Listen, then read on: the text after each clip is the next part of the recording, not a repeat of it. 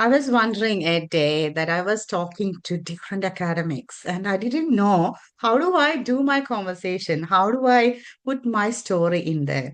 And that's what happened when the real academics coming together and having the conversation. And that's what we are going to have today. I have a wonderful person who got a real story and connecting with me in similar space but having a better understanding on academic area. So let me welcome today's Unmuted with Bismi Palati guest Puva to the show. Welcome Puva to our show. Thank you, Bismi. Thank you for having me on your show. I'm really, really happy about being on this show. Thank you. Thank you very much for accepting my invitation because we have real and raw stories and then we need to bring that to the whole world, and that's why I'm trying the level best to figure out the real raw stories around the globe. And today I'm so blessed to have you from my own city, Melbourne. So Puva, just give me an idea of as a person, what's your full name, what you're doing, and then what's your life in Melbourne. Okay, my full name is Puvaneswari P. Arumugam. People call me Puva for short. They never can pronounce Puvaneswari easily, so I Yes. just cut it short to Puva. I've been in Melbourne since 2001. Mhm. But prior to that, I've lived in Australia during my bachelor, when I was doing my UG years in Perth for 3 years. Then I Mhm. went back. I'm from Singapore. I'm a Singaporean Indian, born and bred there. I'm a second generation Singaporean Indian.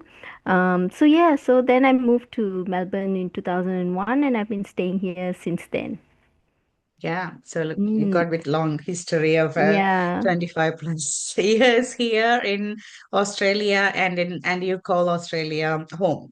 And I know Yes. that you are working in one of the best universities here in Australia. Tell me about your education, which area you are specializing, and then which area that you are helping other people to become the best version. All right. So I have four um, degrees, but I did my first degree in communication studies and media studies, and then after that I went on to do a Southeast Asian Masters of Arts, and then I did my PhD in theatre and cultural studies, and my Mhm. last one is Master of Education. So as you can see, my trajectory has been everywhere, but basically more humanities side. But surprisingly, life takes you through different turns. So I'm actually working with more business and law academics in my current role. I'm a third space academic in an Australian university. I support academics to in their teaching and learning pedagogy. So basically, I support them with the academic development. So that's my current role. But prior to coming to this, I was a discipline-based academic while I was doing my PhD. That's Long time great. ago that was. So if you are listening to me, my listeners, you can connect where I am coming from. I also getting help from Puva and my supervisors, Rashmi and Dr. David, to do my PhD. And I'm working with these wonderful people to find out more about single parenting. And that's where we are all coming together and talking. And then we are in the process of making wonderful motivational works around the women of color. And then we will notify you all those things once we have a better understanding what we are doing with these real stories. Again, coming back to Puva, I would love to check with you, Puva. I know that you are a beautiful mother. So if you think about your motherhood, what will be the one word that you can describe about your motherhood journey? And tell me how you moved from a motherhood to that single motherhood journey, and then what's happening in your realm now. Um, I've never doubted that I would be a mother. Like even from young, I've always been liking kids and everything. So I knew that in Mhm. my life I want to be a mother. Yeah. But I think the one word that would describe for me is there is never a manual to teach you to be a good mother. It Mm. comes very naturally. Yes. We all try and like I've got a wonderful mom, and I think she motivates me. But when I became a mom, I told myself that it's my responsibility. I brought these kids to the world. They didn't ask to come. I brought them. Mm. So I Yes. felt full responsibility towards them. Mm-hmm. So that's always been. But as my journey as a mom, um, it's like always there's no room for trial and error because you're dealing with a living person. So I always never wanted to make any mistakes. So I was very caring and very loving from the onset. I became a single parent when my girls were, I have two daughters, when my girls were 3 and 6. So Mm. 6 and 3 years old. And now my oldest is 23 and my youngest is 20. So for all this journey, I've been a single parent in a Mm. foreign land all by Yeah. myself. My family has been a great support to me, but they Mm-hmm. are supporting me from Singapore Mm. emotionally more than Yeah. anything else. I don't think I can come this far without them, Yeah. but everything I have done here, I've literally had to do it myself. Like I can pick Yes. up the phone and cry or call or ask and say, "Oh my God, this is happening. A pipe broke or something happened." But still, I had to go and do it myself. There's Yeah. no one who can step in to help Mm. me. So Yeah. that's been my journey. Um, Yeah. I'm yeah. so proud to hear that, you're a mother of two grown-up girls. And I would say you created that womanhood for them because you were the stronger pillar for them. Then, whenever they look at the issues in their life, they can see you as a real model. And that's a very powerful journey because I'm still in the early stages of my motherhood. My elder one is turning 21 this month, and then my younger twins are 13. So I'm still in that teenage mindset, boys with me, but bringing them into that real adulthood. And then when we see them as the best version of themselves, that's where I feel like as a mother, you say that, okay, yes, I have done something for them because my steps or my life was so hard, or we were having different sacrifices happened, or maybe we have done our hardest part of our life. But when we see them living their life in a better way, I feel like, okay, at least I could do this. And that's what I look at my boys when they do good things, or when they, at least, like, when they correct me with the different viewpoints. I feel like, oh, yeah, my boys are understanding the value that I care for, and they carry that value in their life. So I like that you mentioned that nobody is actually teaching us how to become a mother, and it just happens. And sometimes the situations and circumstances influence a lot. Even though we know that this is the best motherhood, we couldn't do many things according to the circumstances. And I always think about my mom, because when my mom gone through that motherhood, some things that I didn't like what she was doing at that time. I didn't know why she was doing that time. One thing I picked up is like, whatever happened in the family, she never talked. She just cried. That's Mm. her answer. So if she's not smiling, that means she's crying, and then she's somehow upset. And I couldn't realize what exactly the problem behind it, but I hate seeing her crying all the time. So somehow I decided that I'm not going to cry in my life. And it's gone so far, and that really took a toll on me as well. And then now I can't stop crying if I start it. That's the problem. But anyway, I love the way that you getting emotional support from your family from Singapore, and that strength is actually taking you in a different ways. So I'm just picking up your strength, Pooja, that you grabbed, or maybe that came together with the journey that you have done. So as a single mother, or you are educating other women, knowingly and unknowingly, because you are a motivation for me, because I can look at you. You have done it. So I can do it because we were from same background, same sort of corporate life, and then same sort of support system. So I can see that, okay, you did it and your girls are doing well. So I can do. So you are unknowingly motivating me. But again, we work closely now, and then I know how much like connection that helping me to go through my single parenting life. So just want to check with you. So if you feel like, the strength that you developed as a single mother, what will be that strength as a person that you developed during this time? I would say that I learned I it's a learning journey for me.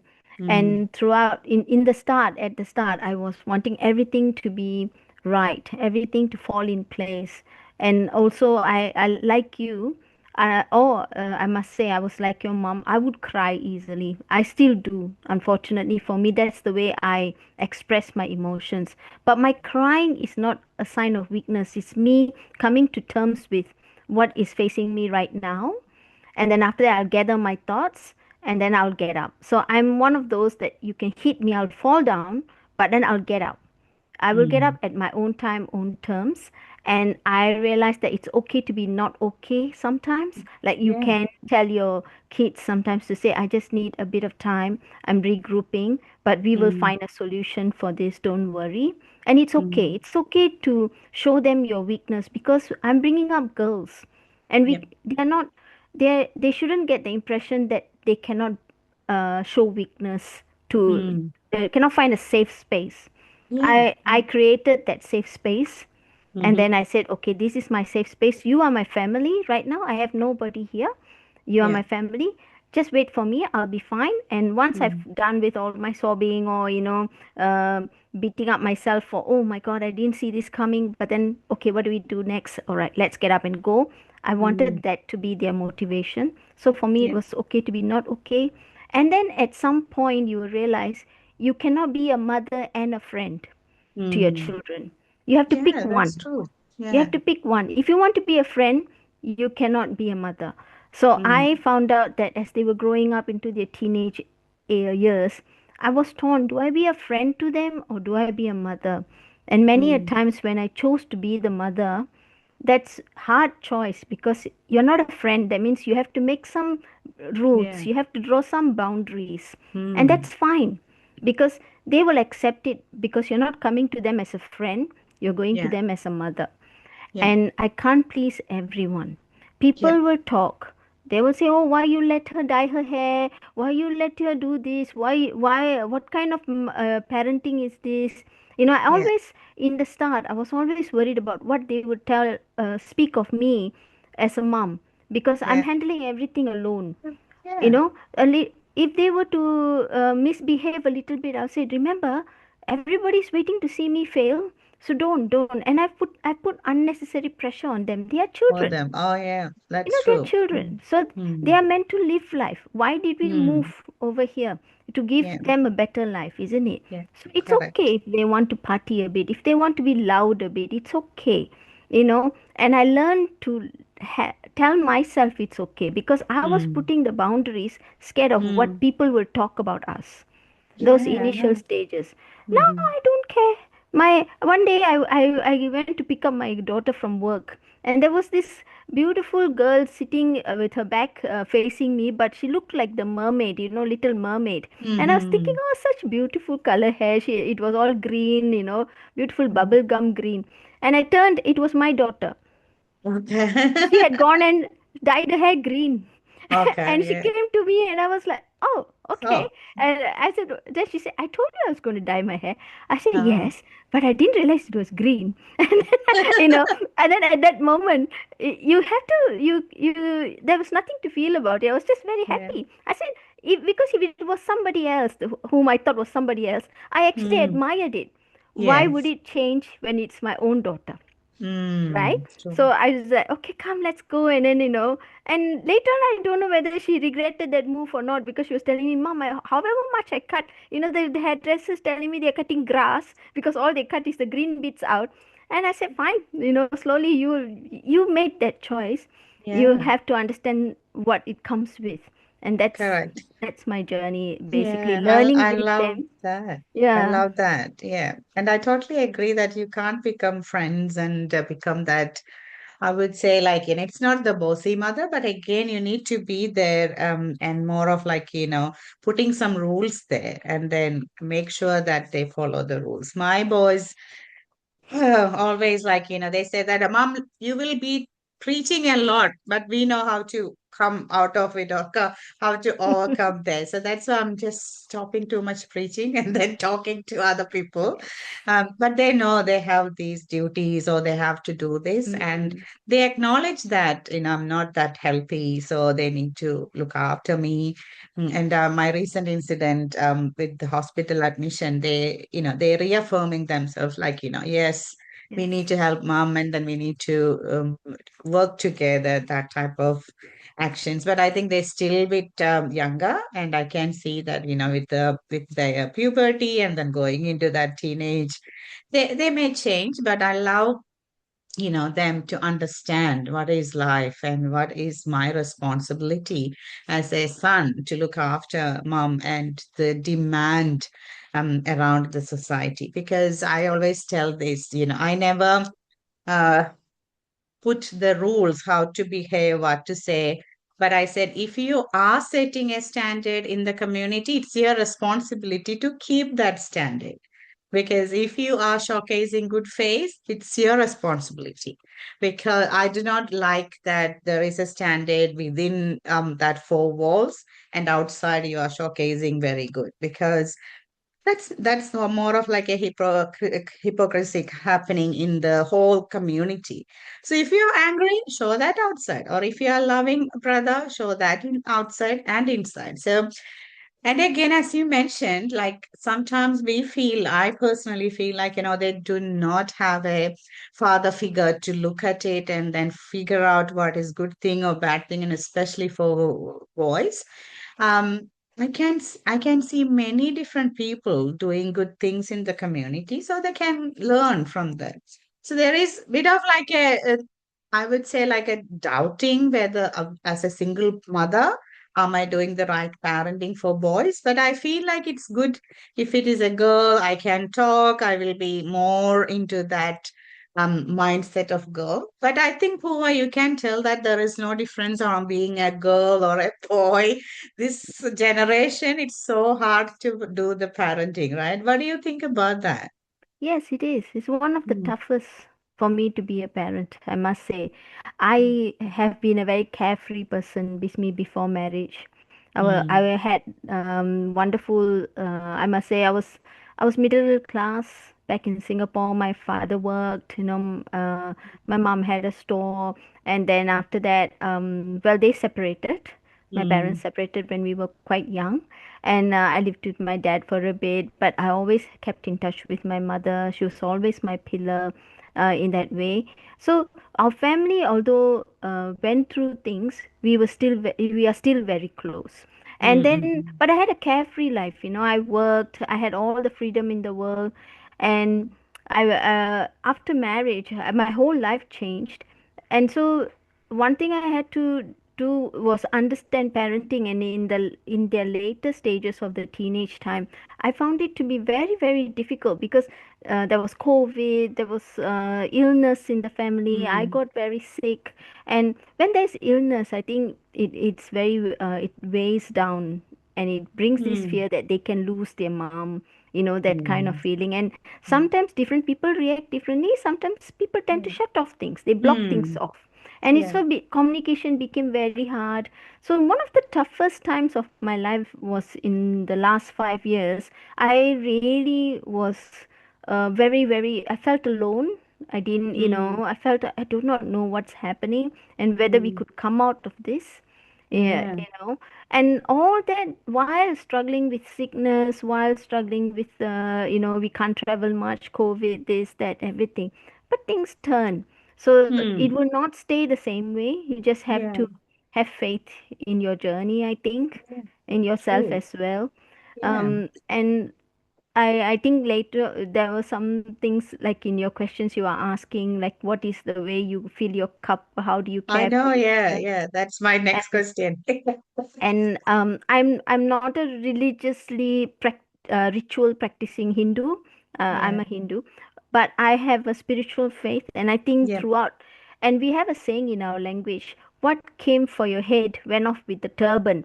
So Uh-huh. every time a danger comes, you think it's going to hit your head, but it just cut off your Can turban, go. you know. Mm, And that's how it has been for me. Every yeah. bad situation, I look back, I say, oh my God, that was a near miss. That was a near miss. Like I've been Yeah. jobless for 5 months. How did I even, Mm. manage that with two kids? Yeah. And I was in between jobs, or I had breast cancer. So Mm. how did I go through that? Everything that came for my head, it missed, and it just took the turban. And so I sit down and reflect, and I say, oh my God, that was tough. But because Mm. but I still, something pulled me out of it. Something pulled me Yeah. out of it. So I believe in a bigger force in my life that's always looking after me, and Mm. because of my faith. And Yeah. I never give up. I will never give up. But I know that the toughest part was being a parent. and, Yeah. and you know and if I look back, for anyone there who's struggling with this, who have kids who are going through a tough time, and that's in a single parenthood, I think, as you say, it's doubly hard. I have to play both Mm. roles. I have to be the Yeah. father, I have to be the mother. Mm. I have to on on Father's Day, when they have the school functions and all that, I'll go, because Mm. Mm. they Mm. will be looking out for somebody they don't have. I'll go, you Yeah. know Yeah. and I'm the one there in their swimming meet, or I'm the one there for when they are getting their student award or something. Mm. I'm always there. But There with I them. have to tell them that I'll be your fixed feature in your life. Mm. Mm. And because they're girls, they have a very good relationship with their father too, because Mm. I am very close to my dad. I never wanted Yeah. to deprive them of that. And Mm. so I encourage them to have a Them good too. relationship with their father. Mm. And it is hard for them to juggle too, because when they go there, they are seeing Yeah. that, and then they come here, they see me, and they can see the struggle.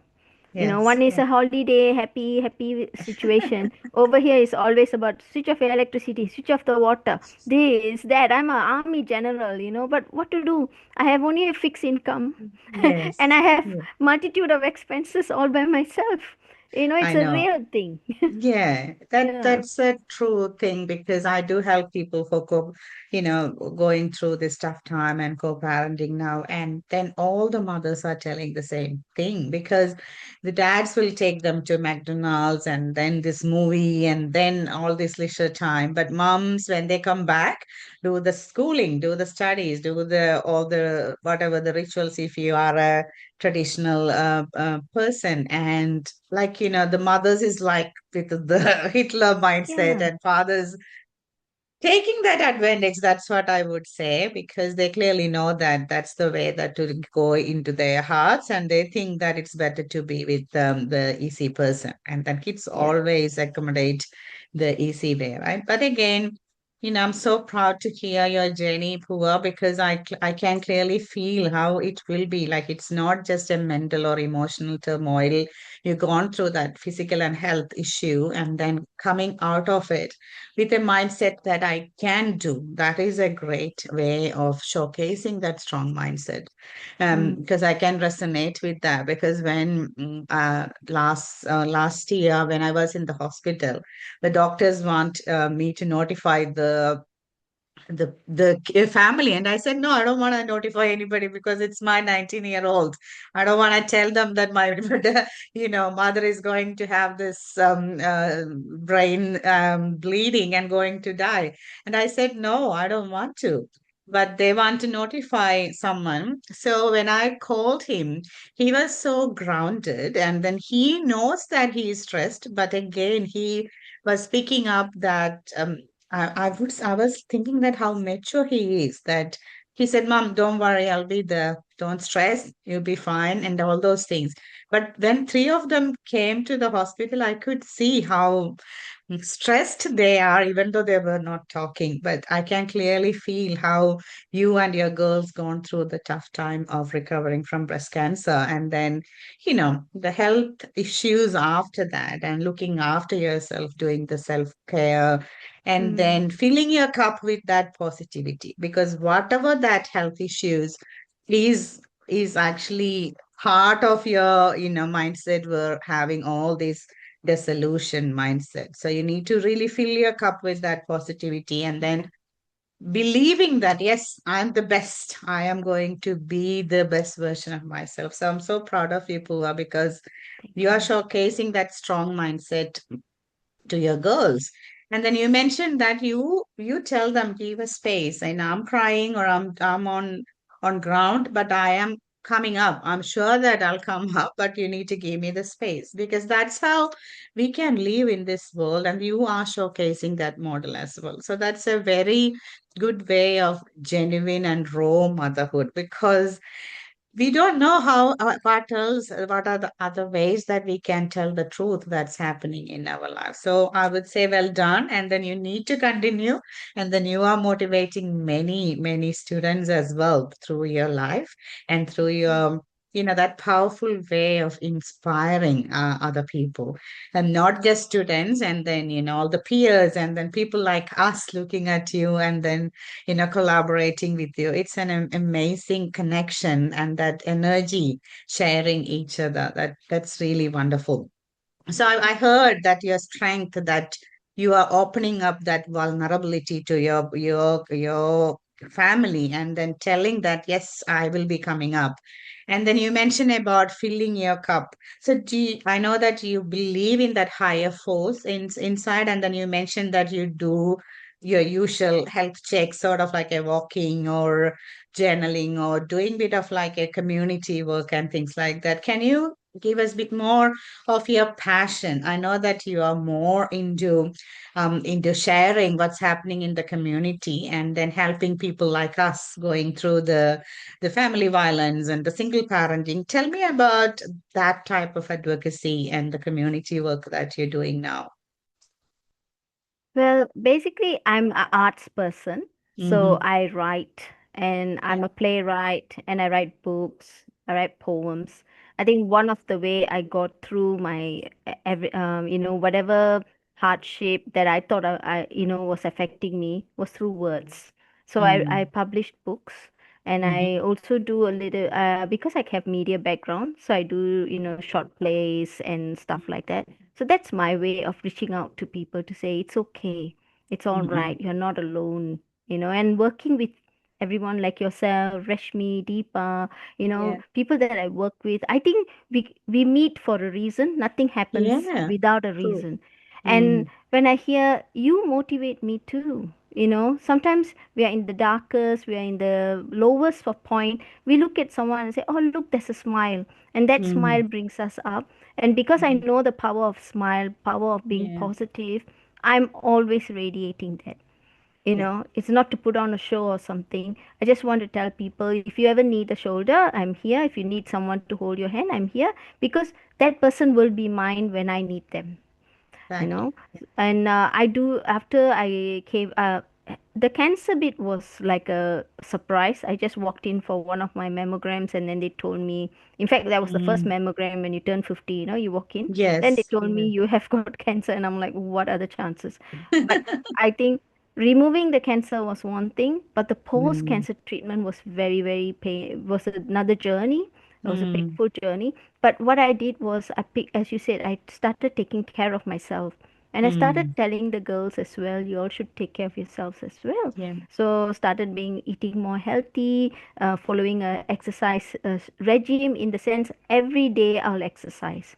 Mm-hmm. Calm, rain, whatever, I'll wake up and do at least 10 or 15 minutes of yoga Yep. and exercise. And all these things that I bring into my life is to make sure that I'm there for them, and I make Yep. sure that it is a good example for others. Yep. To not neglect, because you can have all the money in the world with me. You can have a Mm. big house. You can have wonderful kids who are doctors, engineers, everything. But if you are not around, how are Yep. you going to appreciate all this, so your Exactly. health is 100%. Like, I have aging parents back in Singapore. I want to be there for them.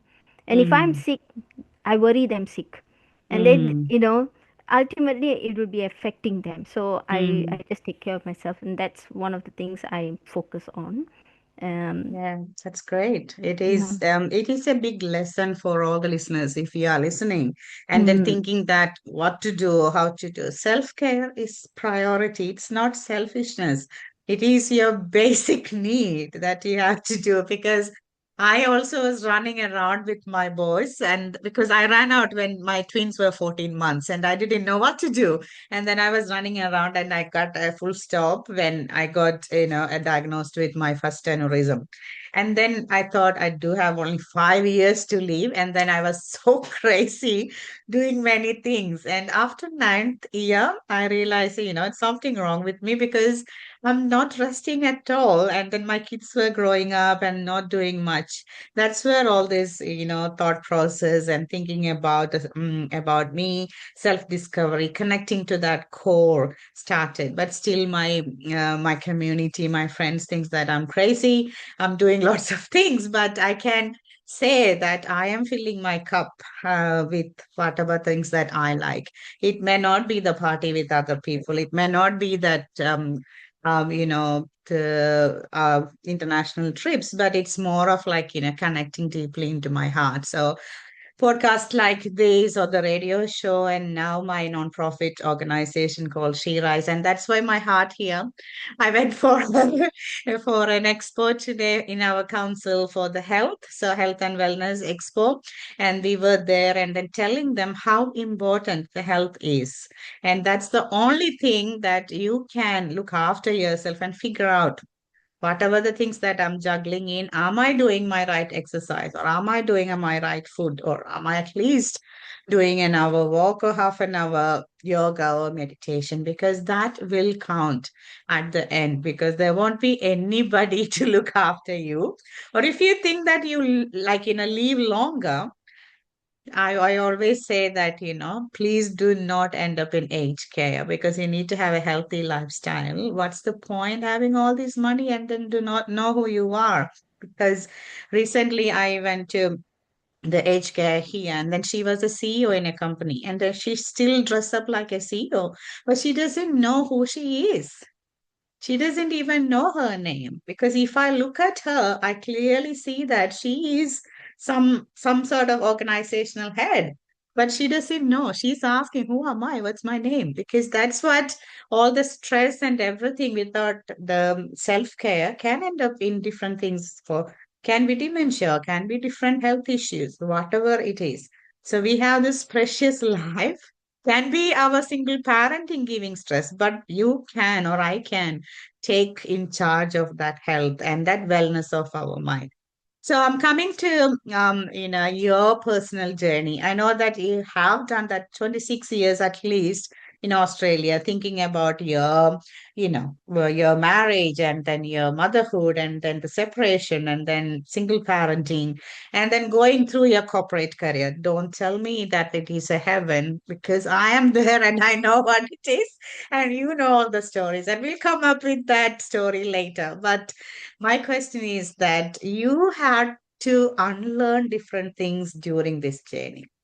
And I know that I'm still unlearning, but I really want you to share with us what are the things that you unlearned to do your journey strong enough to look after your girls.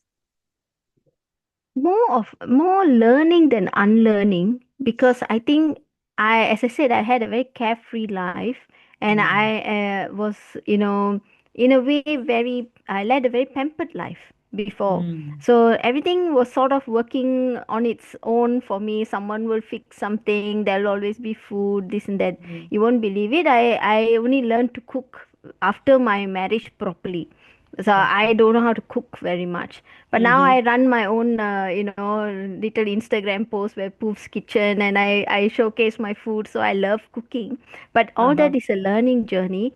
And I learned to be a lot more organized. I felt if I'm going to be a single parent, then I have to have, a good idea of how my day is structured so that I can Mm. finish the different things and be there for the girls, be there for my Yeah. work. And everyone, any single parent will tell you, including yourself, we Mm. sometimes do two, three jobs because we only have Mm. one wage. We need to Yes. supplement that wage. So I used to Mm. give tuition. I run an arts and craft company. I used to sell coffee in the market. I used to Mm-hmm. do a lot of jobs while holding a 9 to 5 job. I'll come Mm. back home and then I'll be editing something. I'll be working on something. I've all my life has always been 300 tracks. So I had to Mm. learn to be organized because I was never that organized person.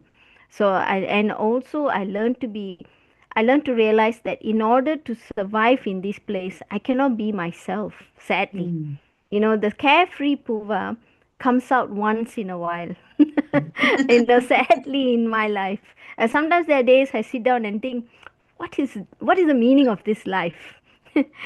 If you let me be, I'll be happily sitting somewhere in a beach with my computer or my book and Yeah, sip tea and sing songs and dance and be free. I haven't been that done person. it. Yeah, yeah. So what I've done is like, okay, I say one day Mm. we'll get there. But for now, we have a big thing to do because Yeah, until the kids are grown, until they finish their uni, until they get out, I will not be satisfied that I've done my part. I'm not one mm. of those mom to say you reach 18, okay, end of my job. I cannot Mm. Mm. because I was never brought up that way. We never, Yeah. in our culture, we never left home until we got married, right? Mm. So we were Yeah. always with parents. No, I'm Yes. not waiting for my kids to get married, but I want to know that they are, okay, they have finished their studies and they've gone out. So until then, I will be that mother. So Yeah. I've learned to do that. More than unlearning, I think I had to learn a lot of things to be independent. Okay. I am That's one good. of the most weakest person Bismi. But I had to learn to be independent. I had to say, okay, what's that noise? Okay, let's put a ladder. Let's go up and see. I'm actually scared, scared, so scared. But I say, no, I have to do this. If suddenly the pilot light goes off, I have to go on my knees and go and find that pilot light and switch it on with my girls. Yeah. That is never been me. I've always Okay. had somebody to do it for me. Not like Okay. Yeah. a work person. I always had a brother, always had a Yeah. dad, Yeah. always Yeah. had an That makes uncle. sense. Yeah. Somebody Yeah. would come and help us. Correct. Who do Yeah. we have here? It is Yeah. just us. So, I or we can. have to Yeah. pay $160 for someone to come to the door just to tell you, oh, you have to click that thing. That has happened to me before.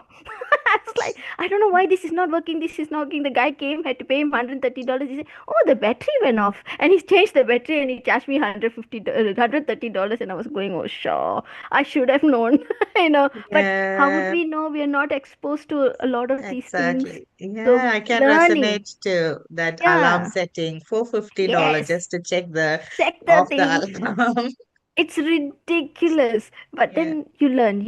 It's an Yeah. expensive lesson, but we learn. Yeah. Same like garage fixing and then the even car fixing, and then we just like get all these expensive things because people knows that we don't know anything about it. Yes. So Yes. that's all part of the single parenting, and that's the reason Shiraz is at educating them, like how to Hmm. do their finances, how to do their car cleaning, car services and leasing and all those things, because I learned that all through the hard way. And then Yes.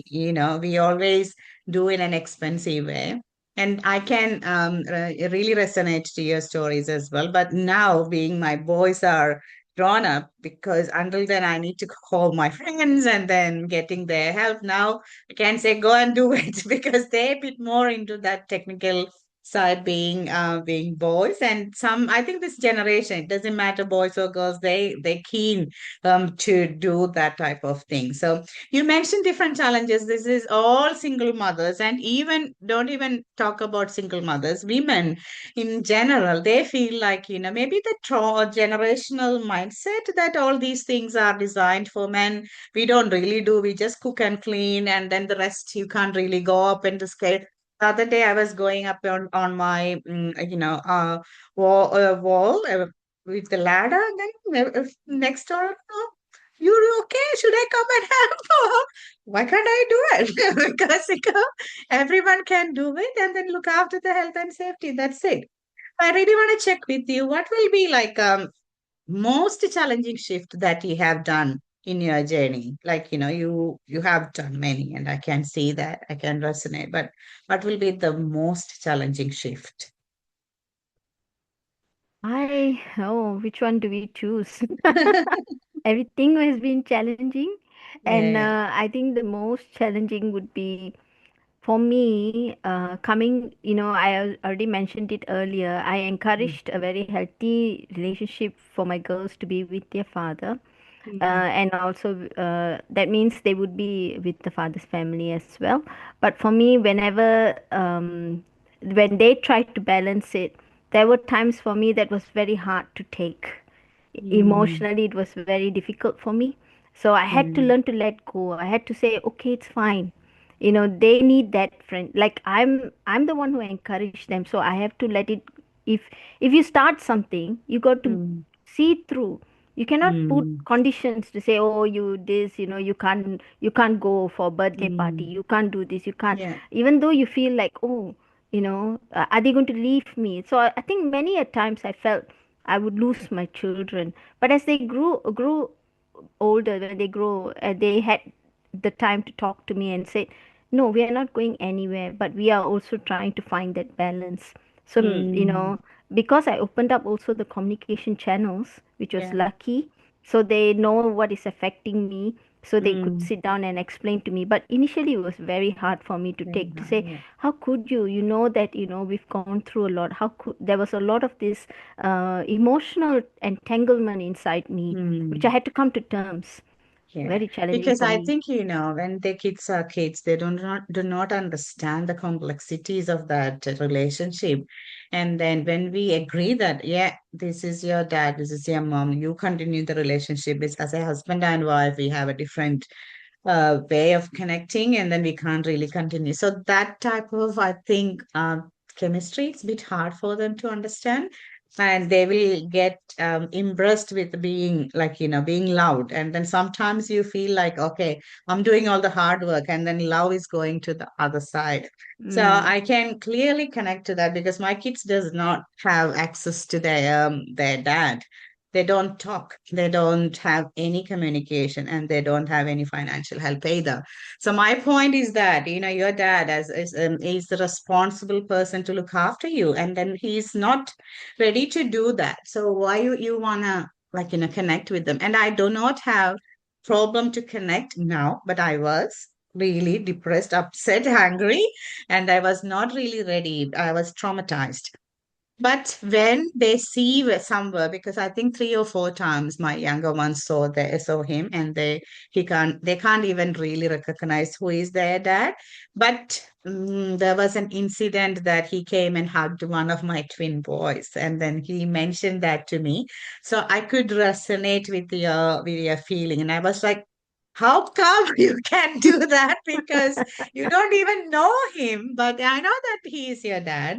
So that mindset I can resonate. But I think, now mm, I feel I'm more grounded, and I always say to them, if you feel like you want to talk, go and talk to him. mm. Anyway, he is your dad. He is the blood, so you need to connect with him anyway. But I can clearly see that it's a Yeah, we challenging situation. we mature as well. We Mm, also need to mature. I mean, it is like a journey for us as well, and we cannot stay in the starting point. We also have to evolve, and that evolution will take place as they grow older. And also, mm, we need to cater to their needs because they too see families. They too yes, see friends with families. They too see right. families with in nuclear families where they are not divorced but parents fight, and they Mm, see a lot of things, and then they yeah. come back. There's only one person, and then the next time they are only seeing one parent, and they Mm, can see. But amazingly, children make that distinction quite mm, easily, which we yeah. don't see that thought process because we Yes. are stuck in where we are to say you can't do this, or you how can you do this? How can you show love to the family that has not been nice to me or something? We'll go through all of that emotional trauma in our head, but then Mm-mm. they know what they are doing. They are compartmentalizing. It's just coming to terms with that. So we Correct. mature in that journey as well. Yeah, that's Mm. great. And then Mm. I would say this generation that they are amazing. They know Mm. more stuff than us, and then they know how to come back and then get it done in the right way, and they know how to pamper and how to, all those things. I wonder this AI world and the generations and everything is actually working together. I just want to ask one last question before going to my intersectionality question. This is more my personal reflection. I always believe, like, and I believe in Catholicism, and I believe in forgiveness. So we used to have questions like, you can forgive, but don't forget, because if you have done many different wrong things, and if you are forgetting, you may still repeat it. So that's more of like my argument for not forgetting it. So I just want to check with you. Do you agree that statement, or what's your thoughts on that one? I think, yeah, it's easier to forgive than forget. Sometimes I Mm, wish I had this magic eraser where I can erase all the bad memories and, besides turning back mm. the clock and turning back time. And I Yeah. think in my case, I can forgive. I am a very forgiving person. I think Yeah. that's one of my flaws. Um, but I found it very hard to forget. And if at all anything that might surprise you with me is I can't Mhm. forgive myself for Yep. getting myself into this situation in the first place. Mm, And the more that was a journey too, because I knew that perhaps I got into this marriage with my eyes open. And then when the marriage mm. didn't work out, I keep blaming myself, like, why did you even agree to being married? Married. Because, Mm, it was possibly going to be the end result. So I mm, always couldn't, I felt every time I described my situation, I used to tell people I dug my own grave and I fell into it.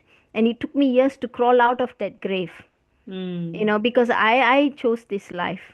Nobody Yes. forced me into this marriage here. I went into it. So Mm. I knew that, once I'm in there, I couldn't get out. And nobody walks into a marriage thinking tomorrow you're going to get divorced. Nobody thinks No, that. not at all. Everyone wants to make that marriage last. But Mm, because it didn't work, I spent a lot of years not forgiving myself. But then mm-hmm. something happened and I said, what's the point of living there in the Yeah. past? Snap out of it. All this forgiving and forgetting and all that means you are still stuck in the past. Right Mm, now, the present demands your attention. And I think failing with my health and everything proved to me that the present is more important, the future is more important than dwelling in whatever happened before. I can't change that. But what I mm, have now and what I can achieve tomorrow, I can change that. It's in my hand, it's yes. under my control. So if I let Mm, all these things bug me, I'm never going to reach there. So I mm, just had to say, end of story. Forgiven, forgotten, close the door, move. But it was a journey. It was not like suddenly you are Mahatma or you have, enlightenment.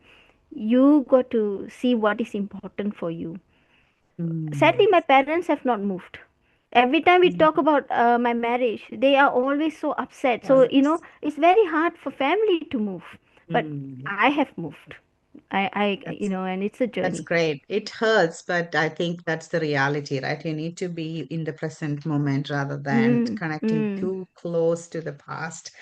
And I think that's a shift that I need to do. Recently with someone of the coaching that I was doing, they did a like test on me, and I'm almost 99% connected to past. So they mentioned that as a leader or an innovator, you need to connect your past into your present, or if you're stuck there, you can't really do the best version or best activities, because we always connect, oh, this happened that year, so it may happen this time. mm, But you need to take that challenge fearlessly to become a better leader. So I can connect, and then I can see where are you coming from. And I'm just like, so happy that you are sharing what's happening in your life at the moment, how you are connecting with yourself, and then connecting with the community, with your family, and with your girls, and around that academic area, and then utilizing that area. Because one thing that I always say, Pua, when I was doing my honors about single parenting, that's the only time I realized that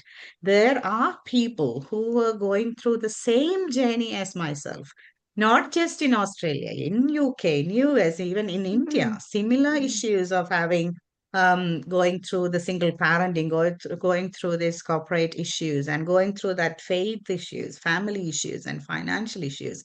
But why all these scholarly documents or those journals sitting in that area, that wherever that people who read those journals? but not coming into the community that people, normal people like us.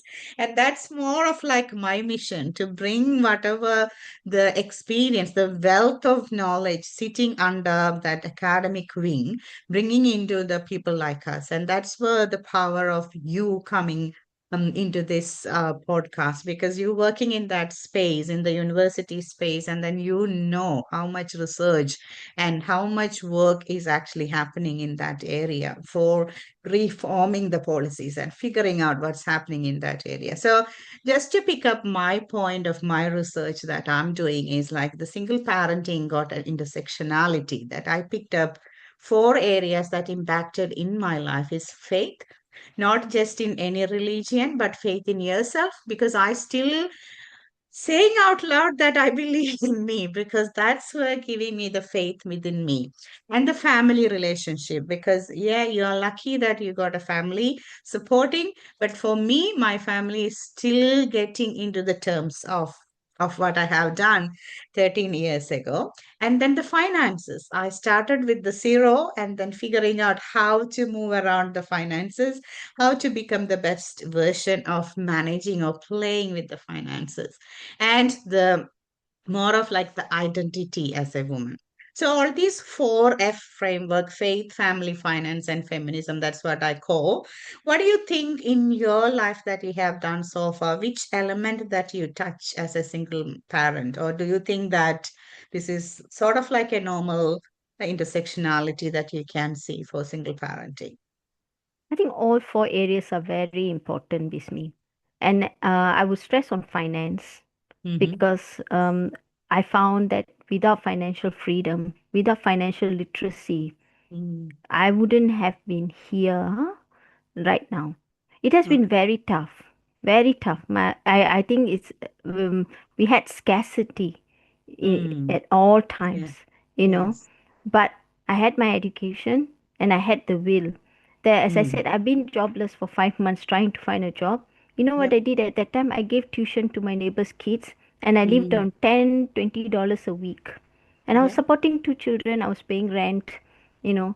But what it Mm. all taught me is that financial literacy is so important and Mm. financial freedom is important. Yeah. Family relationships, they're good. Yes, they are very supportive, but you cannot end up pleasing them because they are Mm. not here living this life. You are here Mm. living this life. It Yeah. took many years for my family to understand the hardship. Mm. The fact that divorce is not easily talked about in South Asian Yes. families. Divorce is Yes. seen as a stigma. I've Yes. had very close relatives telling me, "Oh my God, this is so embarrassing to Mm. know that oh, my sister is divorced or my cousin's sister is divorced." So how do you talk to people like that? Because Mm. why would we be embarrassing you? Because I'm the Yeah. one going through all of it. But it is so when they are embarrassed, how can they be of any support to us? So they Correct. can't. Mm. I was blessed. Both my mom and dad, they were with me throughout, but not without their own reservations, as I said. Not without them Mm. nagging me, not without them reminding me of all the mistakes I've done in my life. It all happens. But it is a package deal. Everything in life with me is a Everything package deal. free. Yeah, if you take this person, you have to take the negative things and the positive things. If you take this, you have to Yes. take everything. So I've learned that. So I Yeah. shut off what I don't want to hear. I take what is helpful for me. You know, Yes. identity as a woman, I've never ever doubted that about me. I'm a Mm-hmm. very I from this time I that's why I say the biggest mistake I did was to get married because I can live on my own. I would have been happy on my own. Why did I go and get married? But I got married because I also wanted what everybody had. I wanted a life. I wanted this life to be complete as what the society expects our life to be. But on my own, I would have made it. I know. Mm. If you tell me live your life again, the last thing I'll do is get married because I can live on my own. And now, what is stopping us from having children? If we want children, we can have children. You know, Yes. there's so many things Anyway. possible now, but at that time, no. Yes. And in terms of faith, oh, that you never let go. Trusting Mm. yourself, you as a person, you will know when something is not right. Your gut will tell Mm. you. Always trust that feeling. you Mm-hmm. know um, I've always, as I said, whatever force it is, I will look back and say, oh my God, thank God I ditched that. I knew it from the start. Something was fishy. Thank God I trusted that. Or why did I trust that? When I actually Mm. make a mistake, I'll say, something was telling me, why didn't I listen to it? So your Yeah. faith is what it is. Your faith will, carry you through. So I think Yeah. all four are very important. If at all, Yeah. if you ask me for a tip, emotional tip for single mothers is Yeah. there, like you said, there are so many people out there who are going through it. There Mm. are so many people who can be there as a shoulder, but never is anyone's story similar. So, Yes. you know, don't ever feel you are alone, but you take the strength from others and reach out. Mm. All you have to do is reach out to someone to say, and don't be afraid to ask for help, because we have Mm. so much pride in ourselves. We don't ask for help Correct. That's because we are true. trying to prove to everybody we can do it. But Yeah. take help when it comes. Take help. It's Mm. okay. It's okay to say, I really Mhm. can't do this, and someone will Mm. help you. Yeah. Yeah. Thank you. That's a real good motivation for people who are listening to us on this podcast, because this will be uploading on YouTube and then Spotify, and then I know that people are looking forward to figure out how can I come out of it. So it's great to hear that, the first thing that you need to know, if you are feeling that you are in danger or you do not know what to do, just reach out to the people. And if you are in Melbourne area, we have lots of people around Melbourne, and then reach out. And then if you know Puva and then you think that you can talk to her, and if you are anywhere in the university level of professors or all the academic want to talk and how to deal in that area, being a mother and being a teacher, so just connect with Puva. I will connect with her, and then if you want to talk to her, there are opportunities that we will be giving you the details for her. And again, I would say that yes, women always try to thrive and then going above our capacity. We always do more than one job in one person with no wage, as you mentioned, Pua. But one thing that you should not stop is the self-care. And I can see in you, Puva, that you were struggling with everything, that it was heart touching to see that as a professor you were going out and selling coffees. Yeah, I know that I, it may be I'm just a related. lecturer. I'm not a Yeah, professor, but yeah, lecturer, but to be yeah, like with as a teacher. So look at yeah, that. When we think about Indians, we believe that teachers are God, and that they're giving us that knowledge. So think about, I am not saying that any job doesn't have that, that valid reason why we doing everything is on the same level. But looking from that teaching and then changing something just for your kids or for your life is, I would say, heartbreaking, because that means we didn't have the right people to help us on the right time, and then we have to take the decision to go through that wheel, because I can't stop feeding my boys even though I don't have money. I need to do something to do to feed those babies. Like when they ask what's for dinner, I need to figure out, because I can't really say that someone will bring it. And then that's the power that we are actually acquiring going through this hard struggle of parenting alone. So I was discussing this with different people. They said, oh, don't say that single parenting, because we are helping here and there. Sometimes, as you mentioned, we do dual roles of father and mother and guardian. And sometimes you will be a distant parent. You can't really see them because they will be doing the co-parenting, but still you need to do those areas. So mm, I'm so so proud to see where you are now, Puva, and then how you thank are you. helping us, people like us, to going ahead and with that, practical wisdom. And then you really opened up that, if anybody want help, that you can help any other way. So thank you so much for having your time. Okay. And then may the future filled with all the blessings that help you to do more in this space, because that's what I can see from my side. You have that art mindset, you have that media, you have that journaling and writing. Then Yes. your words got power, and let those area, that creativity that you got, you can utilize for all the good things for our community. So thank you so much again for joining us and then sharing your story to our community. And let's connect together and then see what's the magic is going to happen. Thank you, Spua. Thank you so much. Thank you, Bismi. Thank you for having me in your podcast. I feel so blessed and I feel so welcome. Thank you. Thank you again. So, my Mm. listeners, if you feel like Puva's story or my story, or all these episodes that you are seeing in Unmuted with Bismi Palati, just get us a review or your comment and your suggestions. And if you think that you have a story you need to tell to the world, connect with us, because this is the place where the raw stories are coming up and without even editing it. That's what the beauty of it. So, if you want to come and talk about your story, I'm here. I'm your host, Bismi Palati. Thank you again. Connect with us and then go through the website bismipalati.com to get all the episodes of this podcast. This is Unmuted with Bismi Palati. Thank you, everyone.